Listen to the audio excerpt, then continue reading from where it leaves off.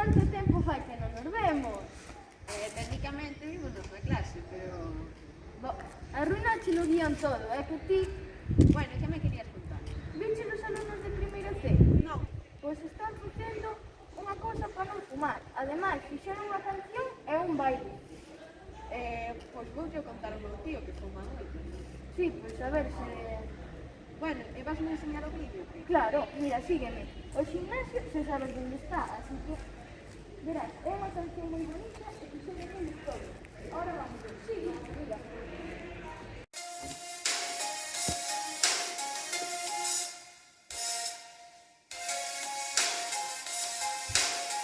Non me empeces a fumar, se te corvo queres coidar.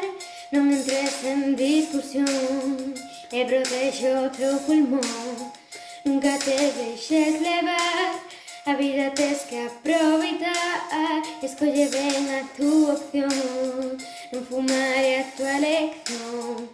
Non fumes, non te escondas na túa umbrella. O fumar é un problema, non caias na tentación. O fumar é unha adicción, e se empezas a fumar nunca poderás parar. Quédate con este lema, o fumar é un problema. O fumar é un problema. O fumar é un problema. O fumar é un problema. En tempos de diversión o tabaco non é opción. E nos tristes e aburridos o tabaco non é amigo. Sempre debes recordar, a saúde é crucial. Escolle ben a túa opción, non fumar é a elección. Non fumes, non te escondas na túa umbrella. O fumar é un problema, non caias na tentación. O fumar é unha adicción, e se empezas a fumar nunca poderás parar.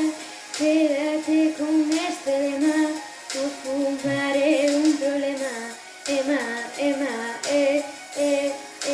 O fumar é un problema. Fumar é un problema. O fumar é un problema.